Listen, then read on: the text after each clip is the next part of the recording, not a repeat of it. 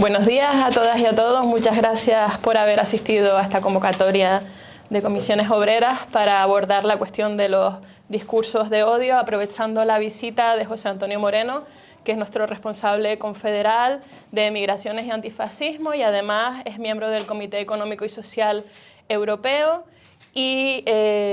acaba de venir de Bruselas y tiene mucho que contarnos con respecto al auge del discurso de odio y de la extrema derecha en la Unión Europea. Desde Comisiones Obreras hemos apostado como sindicato sociopolítico por promover un pacto social, por un pacto de Estado contra los discursos de odio, desde el convencimiento de que los discursos de odio son el caldo del cultivo de los delitos de odio y son discursos que buscan criminalizar y estigmatizar a grupos vulnerables, a personas migrantes, refugiadas, racializadas, personas con discapacidad o del colectivo LGTBI. Lamentablemente, en Canarias contamos con la tercera tasa más alta de comisión de delitos de odio y que están mayoritariamente, tienen como víctimas a las personas migrantes y refugiadas y luego a miembros del colectivo LGTBI. Y como denuncia el colectivo Gama, las denuncias son muy pocas, no alcanzan el 80% de las víctimas, normalmente prefieren no denunciar por la estigmatización a la que son sometidas. Creemos que desde Comisiones Obreras, junto con otros colectivos sociales que han formado parte de este pacto, que tenemos que defender valores irrenunciables como la igualdad y la no discriminación y que no se puede permitir que se difundan estos discursos de odio que está extendiendo la extrema derecha, y por eso consideramos que desde los centros de trabajo tenemos en nuestra acción sindical diaria herramientas para intentar combatir la discriminación de las personas, de los colectivos vulnerables, y ahí reclamamos la implementación del convenio 190 de la OIT, pero también desde el diálogo social y ahora como fuerza sindicato sociopolítico, la mayor organización social de todo el Estado. Entendemos que somos independientes, somos apartidistas, pero tenemos que poner y alertar sobre la proliferación en la campaña de las elecciones europeas y que estos grupos de extrema derecha están haciendo calar estos discursos de odio en distintos Estados miembros. Y ese caldo de cultivo también consideramos que genera el aumento de los casos de violencia contra las mujeres. Entonces, hacer un llamamiento a la participación en las elecciones europeas porque se van a presentar fuerzas homófobas, xenófobas y racistas, y ante esas fuerzas políticas llamamos a la ciudadanía a apostar por fuerzas que apuestan por la diversidad, por la igualdad y por los derechos humanos y por los valores democráticos. Y sin más, les paso la palabra a José Antonio Moreno. Muchas gracias por estar aquí hoy. Buenos días a todas y a todos. Agradecer a los compañeros y compañeras de Comisiones Obreras de Canarias la invitación para compartir con ustedes algunas reflexiones sobre el momento político que estamos viviendo en la Unión Europea. La pasada legislatura es la novena legislatura de la Unión Europea. Se ha caracterizado porque de repente nos hemos dado cuenta que hay un elefante en la habitación. Y el elefante en la habitación son las fuerzas políticas que preconizan el odio, la discriminación e intoxican la convivencia democrática en las sociedades de la Unión. La Comisión ha llegado tarde a esta reflexión, pero llega a tiempo para intentar incidir en el resultado de la campaña electoral que se va a iniciar en muy breves fechas, sobre todo con vistas a las próximas elecciones al Parlamento Europeo, donde lamentablemente las previsiones al respecto, las encuestas, parecen indicar un tremendo ascenso de fuerzas y grupos de extrema derecha en todos los países de la Unión, que incluso podrían hacer que la unión de los dos grandes grupos ahora mismo, los conservadores y reformistas europeos en el Parlamento Europeo y el Grupo Identidad y Democracia, donde se encuentra Alternativa por Alemania, Reagrupación Nacional, Vox, Hermanos de Italia o la fuerza política del señor Orbán en Hungría, pudiesen llegar a configurar el tercer grupo del Parlamento Europeo en detrimento del actual tercer grupo, que sería el grupo liberal Renew Europe, ¿no? Esto nos presenta una ruptura del marco político de la Unión Europea, una ruptura del consenso que se ha venido articulando básicamente en fuerzas políticas democráticas, fuerzas políticas que han apostado por una convivencia democrática, y supone el ascenso de fuerzas políticas que no respetan, no creen, no cumplen el artículo 2 del Tratado de la Unión. El artículo 2 del Tratado de la Unión dice que la Unión Europea es una comunidad de valores, de principios y de derechos, basada en el principio de no discriminación, en el principio de igualdad, específicamente menciona los derechos de las mujeres y de las niñas, y el principio de imperio de la ley, el rule of law, y el respeto a los derechos fundamentales en el marco de una convivencia plural y democrática. Estas fuerzas políticas no respetan ese principio, no respetan esos valores y no respetan la convivencia democrática. Lo estamos viendo en España a día de hoy, de manera constante y continua, pero lo estamos viendo en la Unión Europea hace mucho tiempo. Y en la Unión Europea, lamentablemente, ya hay países que están siendo gobernados por partidos políticos que asumen estos principios de discriminación y de no respeto a la diversidad en condiciones de igualdad. No solamente ya los sospechosos habituales, como el régimen del señor Orbán en Hungría, o el ahora mismo fallido régimen polaco del partido PiS, que ha sido derrotado en las elecciones por el señor Donald Tusk, y ahora mismo se encuentra en una fase de transición política para intentar recuperar esos derechos y esos valores que fueron arrasados por el gobierno del PiS, sino que tenemos gobiernos de extrema derecha en Finlandia, tenemos gobiernos de extrema derecha en la Suecia, aquella Suecia que nosotros consideramos todas las fuerzas de progreso del mundo como la articulación física del Estado social que todos queríamos.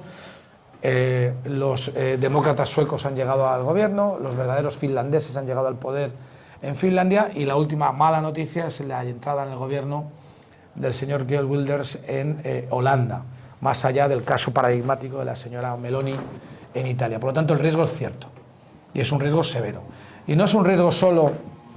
ideológico, no estamos hablando de una confrontación ideológica, es una cuestión de fondo, de base, de proyecto. El proyecto europeo tiene que seguir avanzando.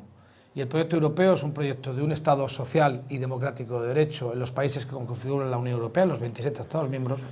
y el avance de estas fuerzas, sin duda alguna, va a significar un retroceso. Por supuesto que un retroceso en libertades y en derechos, especialmente para colectivos vulnerables, ya lo ha dicho antes Elvira, las mujeres y las niñas, puesto que son grupos negacionistas de la violencia machista, con respecto a los colectivos LGTBQ, porque no respetan los derechos de la diversidad afectivo y sexual, pero también, ustedes lo saben muy bien, con el planteamiento que tienen xenófobo y racista contra las minorías étnicas y especialmente contra los colectivos de inmigrantes en la Unión Europea. Por lo tanto, nos encontramos con unas opciones políticas que intoxican la convivencia, que contaminan el debate político, ofreciendo un marco de confrontación, de polarización, que luego, y hay el lazo con la actividad de la Unión Europea contra los discursos de odio, ese discurso de odio se traduce en las calles de nuestros pueblos, de nuestras ciudades, en los centros de trabajo, en acciones criminales de odio y de discriminación. Y eso no se lo puede permitir una sociedad democrática, sea la española, sea la italiana, sea la europea en su conjunto. Por lo tanto, ¿qué hacer, como diría el clásico, ante las próximas elecciones? Evidentemente, a votar, a votar, a votar, a llenar las urnas con una actitud proactiva, recuperar la ilusión, porque lo que nos estamos jugando es muchísimo. Nos estamos jugando no solamente el proyecto europeo, sino el propio modelo de la Europa que queremos. Porque, decía antes, no solamente afecta al ámbito de los derechos y libertades, por supuesto, sino al modelo social. Estamos oyendo hablar los ladridos de la extrema derecha, hace muy poco hemos tenido una experiencia en Madrid, que ponen en duda el modelo de cohesión social, ponen en duda el modelo de Estado social y democrático de derecho emanado del contrato social después de la Segunda Guerra Mundial. La Segunda Guerra Mundial fue la derrota del fascismo. La Segunda Guerra Mundial fue la derrota del nacionalismo que nos llevó a una conflagración y a un genocidio, a un holocausto. No podemos olvidar eso. Y ese modelo social nos lleva a unas sociedades cohesionadas en base a unos regímenes fiscales proporcionales justos, equitativos, que promueven la redistribución de la riqueza y evitan la desigualdad. Estos discursos, como el discurso de este personaje que ha venido este fin de semana a Madrid, que sería un discurso anecdótico si no fuese porque este señor es el presidente de la República Argentina, que se atreve a decir que los impuestos son un robo. El sistema fiscal impositivo progresivo es la base de una sociedad democrática que redistribuye la riqueza y evita la desigualdad. Decir eso es romper todos los consensos articulados después de la Segunda Guerra Mundial y que nos han llevado a la configuración, a lo que se denomina del modelo social europeo, que se caracteriza por, y en este momento más que nunca, no dejar a nadie atrás. Por lo tanto, vayamos a votar los demócratas y las demócratas, y no solo votar, sino votar a opciones políticas de progreso, opciones políticas que apuesten por una Europa social, sin duda, por una Europa sin discriminación, por una Europa plural en la diversidad y por una Europa en la igualdad. Somos la primera fuerza social de este país, tenemos una implicación directa con el mercado de trabajo. ¿Cómo? A través del diálogo social y de la negociación colectiva. En el marco de la negociación colectiva, en los marcos de los convenios colectivos, se incluyen medidas que promueven la igualdad y que combaten la discriminación por razón de género, de orientación sexual, de origen étnico, de origen nacional. Y evidentemente, de la mano, como no puede ser de otra manera, en esto estamos en el mismo barco, las empresas y los sindicatos, en conseguir espacios laborales igualitarios y no discriminatorios, en donde se eviten este tipo de comportamientos, y si se da lugar, evidentemente tendrá que haber instrumentos dentro de la negociación colectiva que castiguen y penalicen estos comportamientos. Más allá de eso, evidentemente, las comisiones obreras, desde nuestro propio nacimiento, contra la dictadura franquista, somos un sindicato sociopolítico de clase. El modelo sindical de las comisiones obreras no es un modelo intrínsecamente o específicamente dirigido al mercado laboral. Nada social nos es ajeno y, por lo tanto, nuestra labor sindical trasciende el mero ámbito del mercado de trabajo para trascender al modelo social de España. Y, por lo tanto, en todos los organismos en los cuales España tiene articulados mecanismos para la lucha contra la discriminación y lucha contra los discursos de odio, por ejemplo, el Comité Español para la Prevención de la Discriminación, donde esta persona que les habla soy el ponente por comisiones obreras adscrito al Ministerio de Igualdad, nosotros seguimos haciendo sensibilización y hemos emitido, por ejemplo, comunicados en actuaciones de delitos de odio que han tenido trascendencia mediática o en discursos políticos que llaman a la confrontación desde la discriminación, es decir, estamos hartos de escuchar estos discursos de las personas que representan a Vox llamando a la discriminación del colectivo LGTBQ, negando el feminicidio, negando la violencia machista o vinculando la inmigración en un ejercicio de irresponsabilidad social y de insulto a las personas trabajadoras extranjeras que vienen a compartir con nosotros proyectos migratorios de mutuo enriquecimiento, vinculando la inmigración con procesos criminalizadores. Esto es inaceptable y, por lo tanto, tendremos que ser los demócratas y las demócratas, tenemos que ser extraordinariamente escrupulosos, pero también extraordinariamente contundentes en atajar estos discursos, porque nos jugamos la convivencia,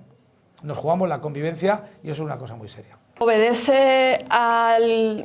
repunte de las llegadas de personas migrantes que han utilizado los colectivos de extrema derecha para acusarlas de problemas creados y generar división y criminalizar a grupos de personas que simplemente están intentando huir en situaciones demandando asilo. Y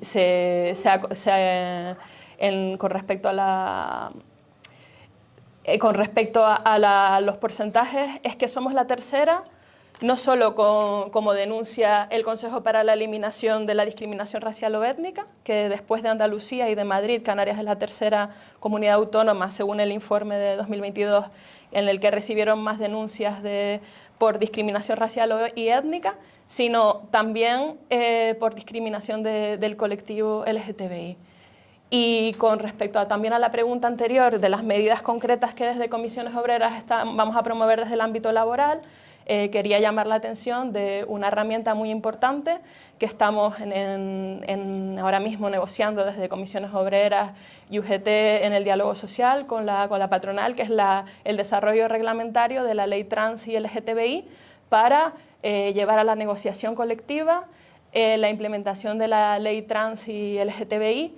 con la adopción en todas las empresas, es la apuesta de comisiones obreras, de medidas específicas y de protocolos para evitar la discriminación de las personas LGTBI en el ámbito laboral, porque consideramos que pasamos muchas horas de la vida en el centro de trabajo y los derechos humanos no se deben quedar en las puertas del centro de trabajo y que hay que formar a las personas trabajadoras, a todas las personas de la dirección de las empresas en evitar criterios y sesgos discriminatorios en la contratación y en favorecer herramientas también para permitir a las personas víctimas de estos discursos y delitos de odio que sepan a dónde se pueden dirigir para obtener protección y reparación. Complementando lo que decía la compañera Elvira, hay un elemento que a ustedes les interesa especialmente y es la lucha contra la desinformación y las mentiras y los bulos. Ayer, sin ir más lejos, por ejemplo, ha habido 9 países de la Unión Europea, entre los cuales se incluyen algunos pesos pesados, como España, Polonia, Francia o Alemania, que han presentado una iniciativa a la Comisión para luchar con mecanismos legales contra la desinformación y la injerencia política. Evidentemente, cuando se habla de la injerencia política se está hablando de la injerencia de potencias extranjeras, pero no solo. Es decir, la infiltración de mentiras, de bulos o la introducción del insulto en el debate político afecta a derechos fundamentales. Los ciudadanos y ciudadanas de la Unión tenemos el derecho a recibir una información veraz. El de la libertad de información, como ustedes bien saben, como profesionales de los medios, tiene una doble vertiente. El derecho a emitir información libremente en el ámbito de la libertad de expresión, pero también el derecho de los ciudadanos y ciudadanas a recibir una información veraz y libre. Parece que muchas veces yo me niego a calificarles como periodistas, evidentemente no lo son. Hay un debate abierto sobre qué se debe entender por periodista. Estos escritores de libelos y de desinformaciones me niego a calificarles como periodistas, como profesionales de los servicios de información, pero se caracterizan por ir dirigidos, evidentemente, a configurar opinión en una línea política concreta, que no es casualidad que esa línea política es la que promueve los discursos de odio. Por lo tanto, estos falsos informadores son realmente intoxicadores de opinión y son cómplices necesarios para la difusión de los discursos de odio. Y esto es muy importante porque les afecta a ustedes, honestos profesionales de los medios y reales profesionales de los medios de comunicación, ¿no? Hay un debate abierto que ustedes conocen mucho mejor que yo, ¿no?, sobre la necesidad de autorregulación o cómo conseguir circunscribir la libertad de información a los verdaderos agentes profesionales como son ustedes, evitando a estos malnacidos que intoxican la convivencia y que difunden noticias falsas para promover una agitación social destinada a calar el voto en discursos de odio, de discriminación, que, insisto, intoxican nuestra convivencia.